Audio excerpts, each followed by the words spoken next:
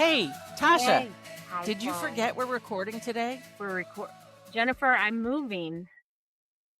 What do you Look at mean my you're moving? bed. Oh, so we're supposed to be recording books on the road today. I have books. They're on a shelf over there. Okay, so it drops in 2 days. Do I need to find a co-host that, I don't want to take you out of this. What do you think? Should we find a guest co-host for this episode so you can focus on moving? Wait a minute. What do you mean you're moving? We got our new rig. So we're moving from Flick to our new toy hauler. And I was so excited because I was like, look at all the shelves. But all the cabinets are much shallower than our cabinets in Flick. So yeah, there are more of them, but they're not as deep. And so I'm really struggling to find ways to make things fit. But I found a place to put my book. So maybe that episode I could just be like, look, this is how you can fit your books on the road, and I could just read my book titles. Do you maybe you should get a co-host to fill in for me? Well, I mean, all right, but you're going to be back next week, right? Yes, 100%. I'm drowning. I'm drowning in quotes. Okay, I got this. I actually think I know exactly who to ask. They're an avid book reader. Do you know who I'm thinking of? Think so. But you Well- tell me who you're thinking of. Well, you know what? I think you might just have to wait till you edit this to find out who I chose. Come and that on, way, man. yeah, I'm gonna have some serious FOMO going on. I know. But you know what? You get to see it before everybody else does. That's true. And it's going to drop Monday for Patreon. So you're going to get to edit it before everybody else does anyways. That so, is true. you know, Okay. all right. Okay. That's fair then. I'll take it. All right. Well, we'll see you next week. Same Yes, bad time, absolutely. same bad channel. But hopefully the house is a house by then. I hope so. God, I hope so. And your camera and your light are all back because you look a little green today. I don't even know where my video camera is right now. I don't know where my microphone is. Well, This is you my go life. find all those things so we can record next week. Yes. And then I will go reach out to the person I'm thinking of.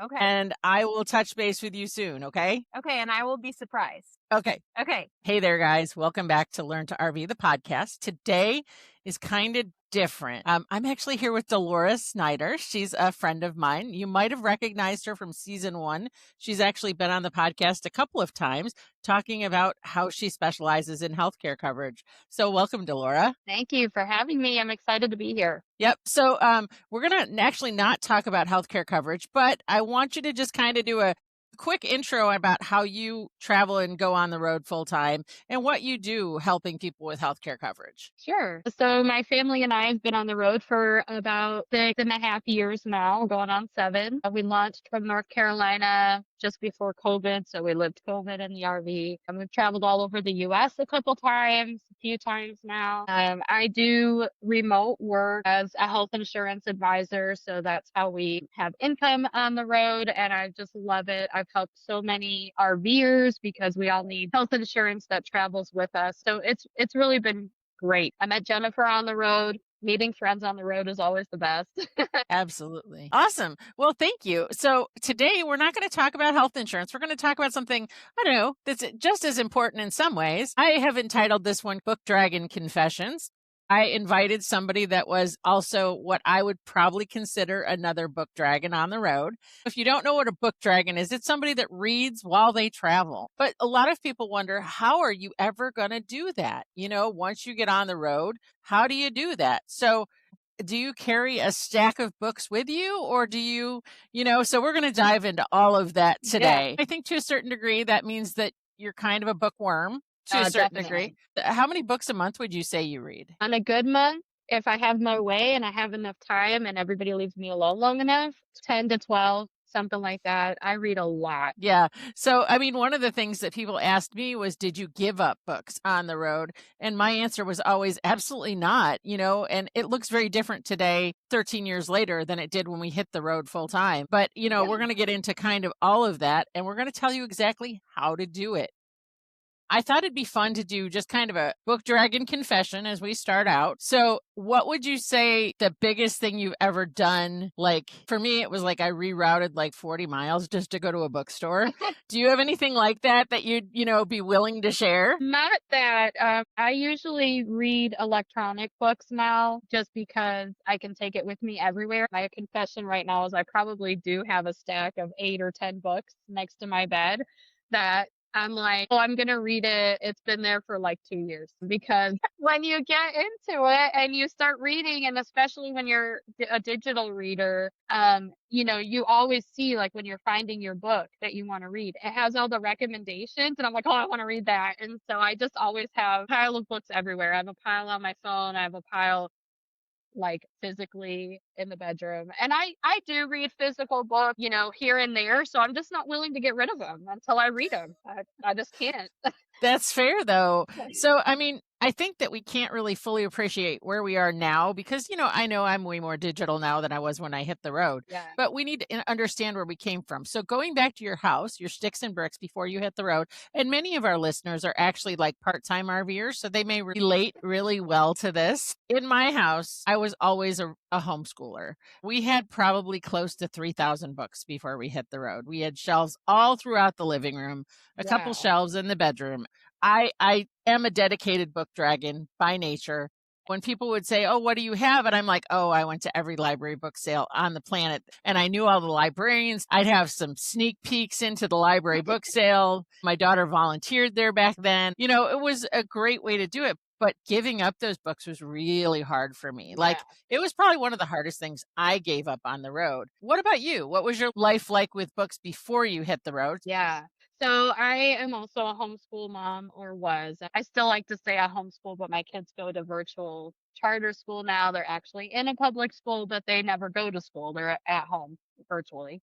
But anyways, in my homeschool, my real homeschool days, I would take the kids to the library every week for story time. And we would always spend an extra hour there. And my kids would come home with a tote of books, and I'd come home with a few that I could read for the week. So I used to read a lot of paper books. And I still, it's a little bit of nostalgia when I get my hands on a book and I really get into it now. And I'm reading a physical and you can smell it and everything.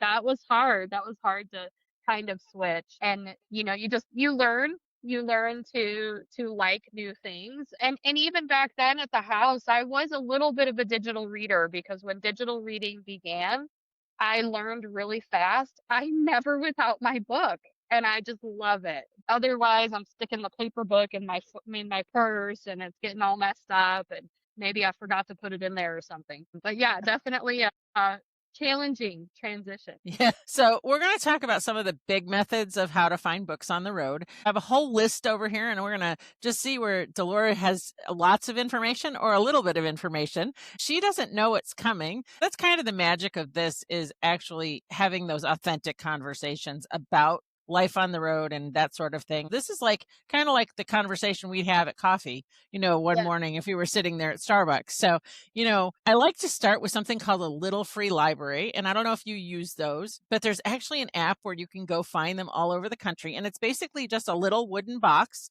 2 shelves high. And so there's a searchable map, and you can now go find books all over the country. And a lot of people think they're just for kids, but they're not. Like there's all sorts of books you can find in a little free library. And I've even found one at campgrounds. So have you ever done a little free library for starters? I have not done one of those. I've seen them, and stereotype, I was like, oh, they're just kids' books or whatever. So I never actually looked in, but yeah, I've seen those. Yeah. So, I mean, they can be outside laundromats. They can be at a park. They can be at the beach. They're crazy. It's just fun to find those. And I actually found a signed book, and I don't know if it was the real person that signed it or not, but in one of those, which was also very fun. What's nice about that, though, is, the fact that you can gift those away later, and we'll get there in a few minutes. Okay, so let's go digital a little bit. Library cards, we kind of talked about those. So I actually carry Libby cards. Well, they're not really Libby cards. They're digital library cards that you can sign up for an app called Libby. And Libby, it's like going to a library. Do you use Libby at all? Oh, yeah. Absolutely. Okay, so tell me a little bit about your Libby account. So I don't know how many currently, 2 or 3 library cards on there right now. I don't know if you know, but you can go to other libraries, whatever town you're in, go to the county library and get a library card as a non-resident. You have to pay for them. When I was in Huntington Beach, South Carolina, that's the first time I knew I could do it, and it was only $5. I paid $5 for the year for a library card, and I was That's like, incredible. "Yes, please." And then I've been other places and they wanted like 130. But that was only one time and that was rare. Typically, I pay about $25, Yep, 20 me or too. 25 for the year. And I've learned that different libraries allow you to borrow a different number of books and put a different amount of books on hold. So I love that. I love having different library cards. And when one expires, I'm like, oh, I got to go find a new library. The other thing it does is different libraries have different books and a different number of the same title. So by having lots of library cards on your Libby app, if one library doesn't have it, you can look at a different library. Yep. So my Libby account comes from San Bernardino County, California. My original one, and that's actually where we launched from. And I've been able to keep that because I'm a Marine Corps wife, and I actually have my mom lives there, and I'm on her paperwork for her car. And so, from a legal standpoint, I can legally have a library card there, and they're amazing about it. But it's also the largest county in the United States, so I love that Oh, I get all sorts of them. Now they do charge for the Libby card if you are not a resident of that state. And right. I would pay for that one just because that one is so easy to use. I also have one for Las Vegas, which when we were there a couple years ago, they gave it to me for free and they actually let me renew that one right online all the time. And Oh, so that one's a good one to have. And they have a ton of kids' books. I have a 14 and a 16-year-old that love like manga books and stuff like that, yeah. and they have a large selection in Vegas with those online as well, which I've never found anywhere else other than like memberships to like bookstores. They do carry us in a lot of ways, but the other thing they do is they do audiobooks. We are digital on a lot of travel days. Audiobooks will say like, okay, this week we're going to listen to, if our travel weekend is 5 hours long, we'll pick a book within that timeline and we'll listen to that whole book throughout the weekend. And it doesn't even have to be your genre, because Right. audiobooks do take longer to listen to. But what Uh-huh. we love about it is just the family entertainment and the conversations that happen for the road school side of this. A lot of times we'll pick stuff that's local to the area we're going to and we'll learn about it on the way there. What about you? Do you guys use any type of audiobooks as a family? Well, I would love to, but my kids are not totally on board. I've actually done both. We've gotten books and done read alouds, and we all sit in the living room and we use our electronic devices. My kids, like I said, are in online virtual school, so they have to have a tablet. So they have Libby on their tablets, and my husband has it on his phone, and so we can do a read along together, and we can all follow along as somebody's reading each chapter. Oh, I hadn't even Um, considered that. That's really cool. yeah, it's awesome. I had so much fun. I only got the kids to read like 2 or 3 books. And, it's one of those commitment things where you really have to schedule it and make sure it happens. And we've talked about doing it again. And then, there's a million other things going on, and it just is on the bottom of the list, sadly. But it was a lot of fun. And the kids actually enjoyed it more than they said they did. I knew they did. And we just set a time like every evening to read together for like, well, I did one chapter, but some books have really long chapters. So, either a set amount of time. We really do need to get back to that. And then on the flip side, my husband and I actually have figured out that we like to listen to the same books sometimes. So he will get the book on his device and then I will get the book on my device and we'll put our headphones on and we'll press play at the same time and our speed is set to the same. And so, I listen, audiobooks are my thing. It's the only way I can get so many in. I listen to books while I'm working. And so if I want to listen to something with him, that's usually what we do. Or like when we go out for a walk, we might be listening to our book. So people are like, oh my God, they're not talking. They're wearing headphones. And we're like, well, actually, we're doing something together. We're listening to the same story, you know? Yeah. Well, and that just proves that people don't realize what they don't realize a lot of times too. Even when we're together, we're doing things that are very much the same sometimes. So that's Yeah. a really neat perspective on that. Yeah. And I have asthma. So if you ever see me out walking and I don't talk to you while I'm walking, that's why, because I can't talk. So we started listening to audiobooks. So it wasn't like a one-way conversation. You know, my husband would be talking to me and I'd be like, you know, breathing heavy. Now we can just listen to our books and go for a walk together, and it's a lot more. It's just better. We're doing something together. We're walking and we're getting our book in at the same time, and then we press stop at the same time, and we're like, okay, yep, we're at 5 hours 43 minutes and 28 seconds, and he might be at 33 seconds, but we're right there together, and Well, that's what's really even more fun about that, I would think, is that, you can have a conversation about what you just listened to. That just sparks a whole nother, whatever. Or, I can't believe that happened, that moment. Yeah. That's always fun too. So I think doing it together that's a great challenge for couples that maybe are looking for new ways to connect. Not that it's therapy, but it's a great way for just to keep a different part of that conversation. Because I think the more you travel together, the more you fall into kind of certain routines where he'll do something and you'll do something. That's a Yeah, great connection point. Really, genuinely, absolutely. that is. Yeah. We do that by going to bookstores.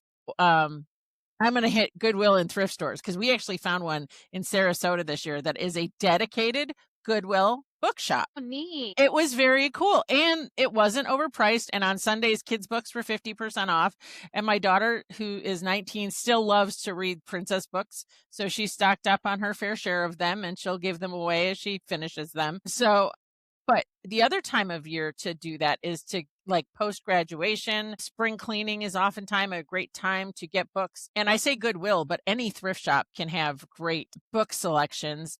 Deseret bookstores or thrift shops, which are usually out west, are great places to get books as well. I feel like there's just larger book selections in those places. And then the library. We've been to a bunch of events where the library sets up like a Friends of the Library book sale outside during their event. Is there anywhere that you have a particular book place that you've been like, oh, this is just the greatest selection ever? Actually, I was waiting for you to get to this, and I was like, I can't believe she's not mentioning this as we're all RVers. But have you ever gone to the RV, like the community center in the RV park that you're staying at? Yep. I'm telling you, that's like some places are like a thrift store on steroids. Like some places I walk in and I'm like, I can't even imagine. I can't even believe how many books they have here, like shelves upon shelves upon shelves. And they're free because they're for the RV community. And so you don't even have to pay for them. And that's why I have a stack of 10 because I think half of them are from my mom. She passed them to me, but I have a few from the campground. And when I started on the road, that was my favorite because it felt like a thrift shop to me, but I only had to walk up to the community center. So I Yep. didn't actually have to leave. I didn't have to spend any money. And, a lot of people on the road are retired or they manage their time well because we all have to being on the road. And there's so many readers and they're going and buying the new books that come out that I want to read. And then they fly through them and then they put them up there in the office. And it's so that's part of the reason I haven't read my stack because I keep finding, up to Just one date, more. like, yeah, all these ones that people are talking about. And the great thing about it is whenever I go up there to grab a book, I take one of my books and put it on the shelf. So I take one off, but I put one on at the same time. So that's like my thrift store Yeah, no, for sure. And there's a jackpot. couple other places you can find those, but some campgrounds are better than others, and you never know what you're going to find. Sometimes you find, I remember we were at one and my husband was delighted and I was like, but it was a whole thing of Westerns. I am not a Western reader, but he loved it because they had a ton of Louis L'Amour books. That is totally his jam. And he doesn't love to read, but if he reads, it's going to be paper because he's dyslexic and he needs to literally be able to follow along a little bit differently than I do. But I can burn through books like they're candy, but the Yeah. Westerns are not my jam. But this whole place had like a whole shelf full of Uh, Western writers, which was wonderful for him. Some other ones that maybe you've seen is, have you ever seen a book exchange in a truck stop? No, I haven't. Yeah. So, I mean, that's sometimes fun. Some of the bigger ones where the lounges are, there's ones at truck stops. Pilot, Flying J tend to be the ones where you're going to find those the most. You can find new books at some of those as well. So if you're looking for something to read and you don't have a good signal, and that's the reason to have a paper book a lot of times on the road for me, is if you're, doing that. You can download your Libby books, right? I do. Yeah. Good. Yeah. So tell us how we do that. Yeah. So when you go into Libby and you borrow a book, there's a little button that says download, and it'll download your book straight to your device. And this works for actual reading books that you're going to visually read and audiobooks. So you download them. And then, like, I use that a lot. I have to fly my kids back and forth to North Carolina because they have braces.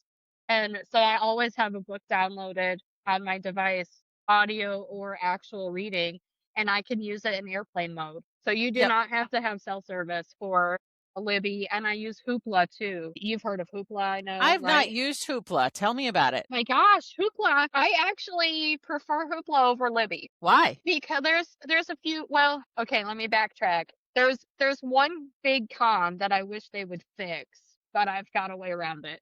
Okay, so I- Hoopla, if you're listening today, there's something that Dealora needs to tell you to fix. So pay attention. Yeah. So Hoopla for me has a lot more of the books that I'm looking for, and I read all the Frida McFadden and Mary Kubica and all the big raised books that everybody's reading. But when I can't find a book on Libby, even with my 3 library cards, Hoopla usually always has it. So Hoopla has a bigger selection. There's 2 cons I'll have to tell you about. And that's why I prefer Hoopla. It's my go-to. They have a lot more of the newer books. Libby doesn't always have enough copies of the newer book. Which and I so will you're- never, ever, ever understand because it's a digital copy. Yeah, But that's I a know, different right? conversation. Yeah.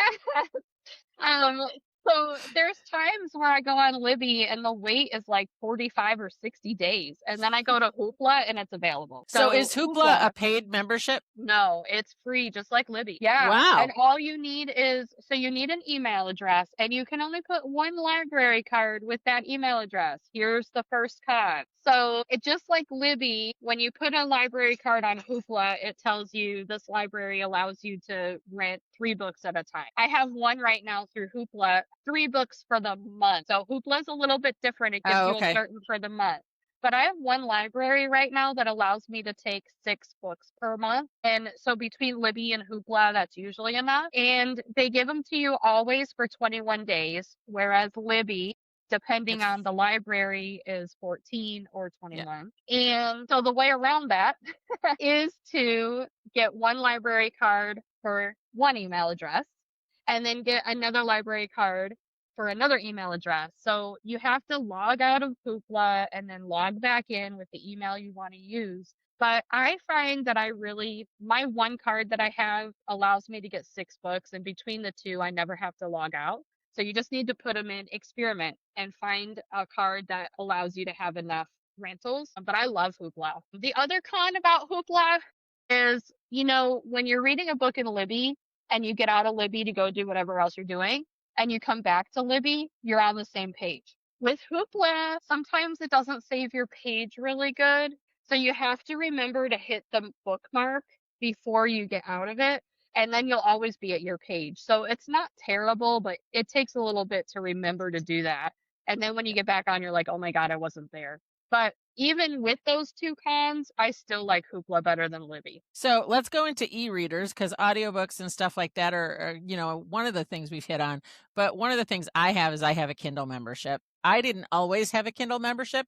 I started on a bunch of reader lists where you could get free books on certain days where you could download those for your Kindle. And I found tons of great stuff that way, cookbooks and how-to books, and some of them were great and some of them were meh, but some of them were new writers. And I found some new people that I really enjoy listening or reading because of that. So I actually, probably last year, I finally broke down and added that Kindle membership to my our Amazon account, Frank's Amazon account. It was a great ad though, because then I can get all of the extra stuff there that I maybe can't get on Kindle with, Libby, but it sounds Yeah. like I might need Hoopla. Yeah, you need Hoopla. Hoopla's free. And I also have the Amazon Kindle app. And I like turn that one on and off. I pay for it for a month. I read a few books. There was one book. So one of the things that I'm kind of getting off track, but there's a point. So I have two friends that I've been friends with for like 35 years. We were high school friends and we're still friends. We talk every day. And there's one of those friends reads like I do, like all that. She probably reads more than I do. But we said we should read the same book because that would be fun, like a little, just our own little book club, which I have a book club for you in a minute too. There was one book she said we should read, Love Month, and I couldn't find it anywhere. And I finally found it in the Amazon Kindle app. So I went ahead and bought the Amazon Kindle membership for that month. I read a few books during that month and then I turned it back off. And then there's been a couple other times that I'm like, oh, it's on there. I'm going to have to buy it again. So I buy it again, then I turn it off. Because Well, and usually, easily that can pay for one book in itself for the month. absolutely. I think So it's I mean, like, I don't think $13. it's a bad investment if you're a reader, especially if you read 2 or 3 books a month. But what I do with it is when we still go to Barnes and Noble. I have Lego fanatics in my house. If there's not a Lego store, we're going to Barnes and Noble to go look for Legos and books always. But there's always an ulterior motive of Legos. But what I'll do is I'll walk through and I'll snap pictures of the books I want to read. And then I'll go to the Kindle app and I'll read them there. And most times they're Yeah. there within a certain time frame. And then I have the picture to reference them, which is just one way that I don't have to carry a ton of extra books. We actually hit the road with 2 full, containers of books when we hit the road. I did too. I did Yeah, too. and I think that, we've pared down a lot over the years. We've been through, this is our 3rd camper. This one specifically had a lot less storage space for things like that. My last camper they were super deep shelves because it was made for an older TV because it was a 2008. And so it had room for 2 or 3 layers of books. And so I filled that bad boy up. Yeah. This one does not have that ability. So, we had to really decide what was coming, what was going. We did put some of the kids books that we were no longer reading in storage that we kept. That's another thing though, is knowing what to keep and what to get rid of and what to bless somebody with. I think there's some freedom in that too. And as your kids grow up, you get different books. I mean, you just do. Yeah. Yep. So let's talk curriculum and kids books. Because I know you're not buying curriculum now, but did you ever have to buy Yeah. curriculum while you were traveling? Yep. And I only bought from one store. Really? So yeah, when I first started homeschooling, I researched a lot, and there was where I lived, there was some discount homeschool shops that you could go in, and there was teacher shops, and I did buy I would buy the kids flashcards from there, and when they were real little, I could go find activity books. Ollie's, if you have an Ollie's Oh, near yeah. you, Ollie's is amazing for flashcards and activity workbooks and stuff like And that. coloring books. They have so many coloring So books. many. And books for us to read too. They have a huge selection of books usually. And they're usually such an affordable price. In fact, it was just recently that Tasha and I actually recently went into an Ollie's. Neither one of us had ever been in one. It was very fascinating to see that it was from all genres. And there were some weird ones. Yes. But another good one is, what are they? Not Books A Million, although that's a good store too. There's one in Conroe, Texas, where you can take your used books in or buy new. And, there's a lot of bookstores like that are out there that have a little bit of both. And I think that's kind of the best of both worlds in some ways, but used curriculum co-ops. I know campgrounds, a lot of times in the wintertime, we'll have a swap table. Much like the campground, bookshelf, only it's more dedicated to road schooling families. Facebook group swaps. I know that sometimes we'll mail each other stuff if there's something that, is something that we know would love to be passed around in the road school community. And then kids go through books so fast. And so we're constantly on the lookout but, going back to Goodwill, that's a great place to go get a handful of, older Scholastic style books. And then pass them on at the next campground. And I think that that's one of the things that's overlooked a lot of times is kids' books being in campgrounds. And I think it's very much appreciated by families as they come through an area. If there's one dedicated space, even if it's just a shelf full of them, of books that are there. I know Stephanie Simpson does Usborne books, and a lot of times as she phased out of her kids' books, she would drop them off at dedicated campgrounds across the country on purpose instead of swapping them, just so that there were people that could do that. Yeah, I think it's a great way to connect. But the Homeschool Super Center, so it's called homeschoolsupercenter.com, and that was where I found the best selection and the best price for homeschooling. You know, curriculum can get rather expensive, and when I had 4 kids and I was homeschooling at the same time, so that was a yearly expense that I had to plan on. But Homeschool Supercenter, you could buy whole curriculum pack for the grade. So I would buy 4 packs, so 1 for each of my kids' grades. And they have secular selections, and we are a secular family, so that is hard to find. And, you know, when you go to all these other shops that are around, most of the time they have religion-based curriculum. That's true. It's hard to find secular in those places. So Homeschool Super Center was one of the first places that I could find secular curriculum, which is what I was after. But they also do have all of the other most popular, and I've been out of it for a while, so I can't remember all the names, but they do have all the religion-based curriculum as well, but you can buy it as a whole set. And they have different levels of sets. So you can go on there and you can, you know, do it to your budget. And I liked to buy the curriculum because I had kids in 4th and 5th grade and 7th grade. And I was like, I want to make sure that I know that they're getting what they need to get. So I would buy the full set. And it came with textbooks, just like they would have in school. And we would go through the textbook. That's what we did. And it had workbooks to go with the textbook, so we could read the textbook and then do the work with it. And then there were smaller packs where maybe you only need the workbooks, or maybe you only need the textbooks, and then you're going to go find your own other stuff to mesh with it.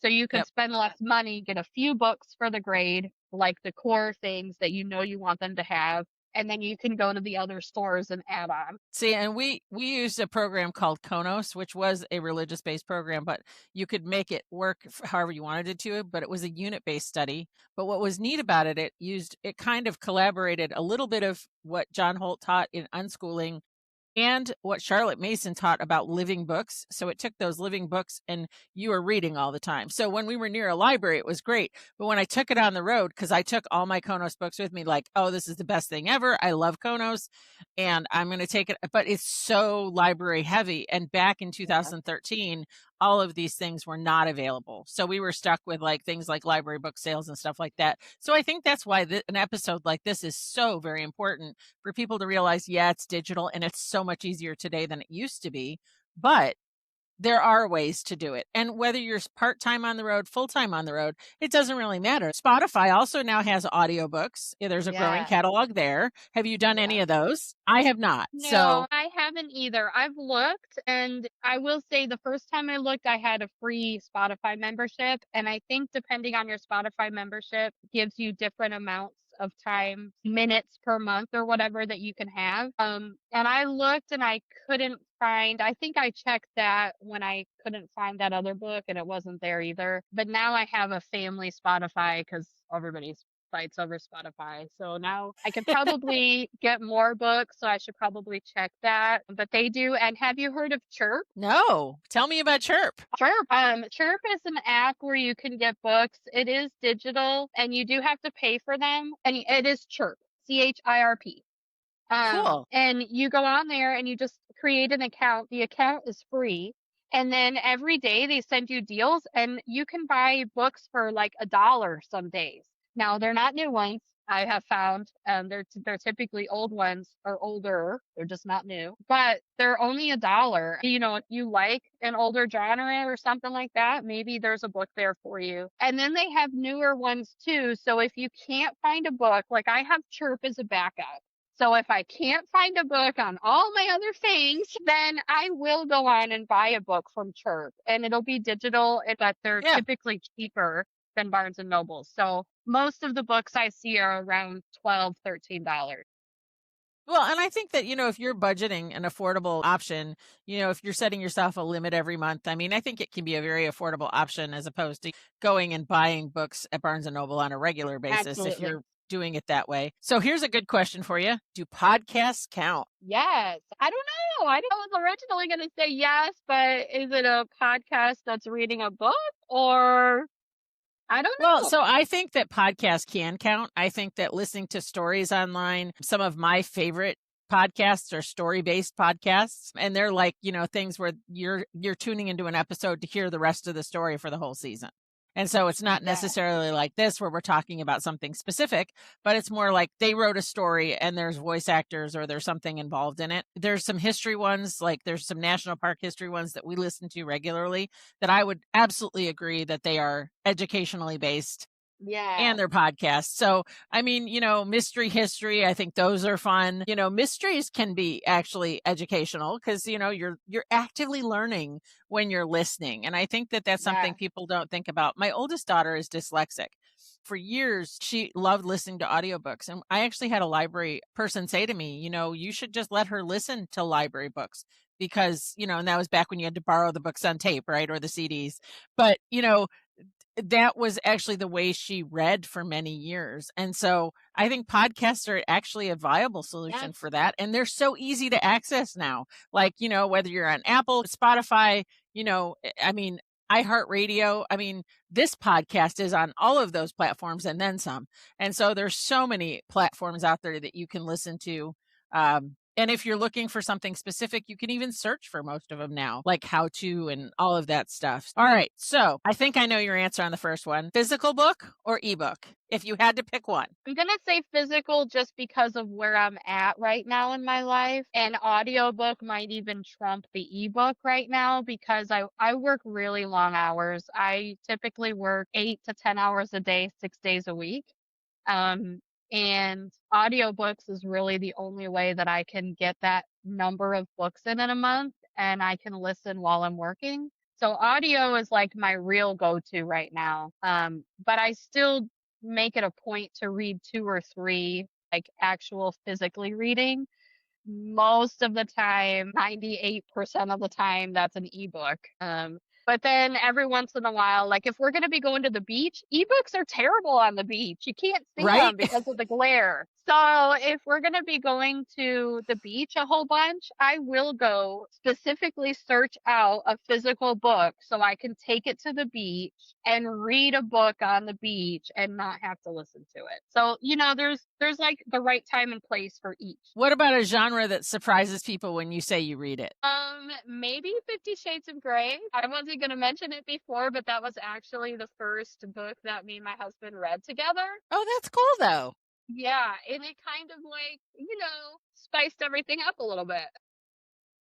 Yeah, no joke. So, yeah. And that's not something I would normally read either. So, and I'm totally a fantasy reader, and people are always surprised by that, which I don't understand why they're surprised by it. But so that's what I drag to my kids when they're little is, dragons. And so it's never a surprise now when Judah wants to play Dungeons and Dragons because it's probably all my fault. Did you ever read a book that you were like, I just want to throw this thing out the window? Absolutely. I've DNF'd for lots of books. Yeah, for sure.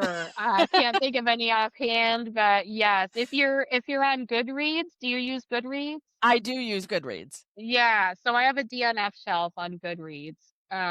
For sure. Let me see if I can. So for somebody that's listening in that doesn't know what DNF is, do you want to tell them? Yeah, DNF is just did not finish. Throw it to the curb, like you can't get through it. It's terrible. I don't even know what they were doing. No, boring. Yeah. What about a book that you have that you'd save in a fire? I would say probably any of the Mary Kubica books. She probably is my favorite author right now. Frida is close to that, but I think I like Mary a little better. Okay, so tell me about book clubs. You said you were going to go there, so let's go there. Yeah. So I have a friend that I used to work with before I went on the road, and she is an equal reader to me. We always have. We used to share books at work and stuff. And she started a Facebook book club where it's all virtual, and it is fairly new. So just expectation wise, it's new. But there's like 23 of us in there. It is a public book club, so anybody can join it. And I think that it would be better if, the more people we had in there, the more active readers. Everybody has busy schedules and can't always comment and be part of things. But we're actually going to do a monthly virtual book club meeting through Google Meet or Zoom or something. So we That's can fun, all read though. the same book. Super fun. And last month we read 2 books actually, because she was like coming out hot. And we were supposed to have a meeting and we haven't had it yet. Book club is my alibi is what it's called. I'll send you the link. And then she always posts, like, she gives us 4 books to vote on. So we all get to vote on the ones we want to read. So this month, The It Girl by Ruth Ware. She's another of my favorite authors. Love Mom. I've already read that one, so I didn't vote on that. The Family Upstairs by Lisa Jewell. Also a really good author. I read that one too. And then The Drowning Woman by Robin Harding. I've never read any of Robin Harding books. But anyway, we vote on the books that we want to read, and she'll pick 1 or 2, and then we'll read them, and then we'll have a meeting once a month to discuss and have fun and talk about books. That's fun. And so what about spoilers? Are spoilers allowed, or no one's allowed to talk about it until like the meeting? There's not really any set rules on that. So I guess if you want to be the one to go in there and put a spoiler in the comments, you might not be as well liked, but there's not really any rules against it. It'd be great discussion. Yep, that would be fun. So hopefully if you're out there listening and you're looking for a book club, we'll have that in the show notes as well, so you can go join that group.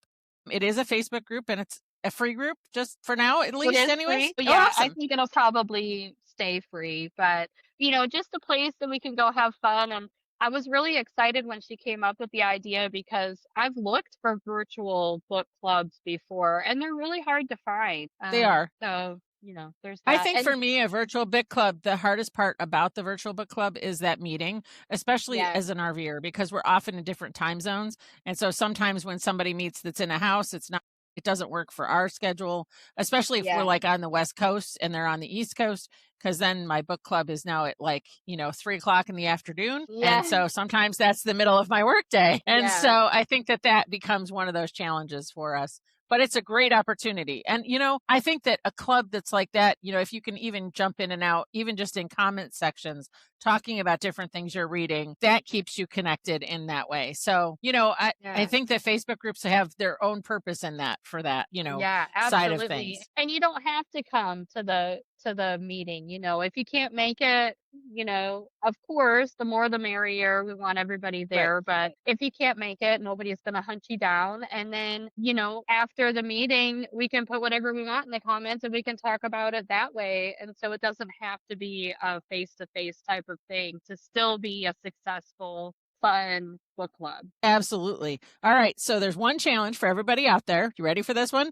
Go find a little free library in the next couple weeks. Drop that back to us at the Learn to RV Facebook page and the podcast Facebook page, so we can see the little free library that you found. Tell us where you found it and tell us if you found a decent swap. And then I have some other homework for you. But I also want to say, if you're worried about going full-time or part-time in an RV and losing your reading niche, you don't have to.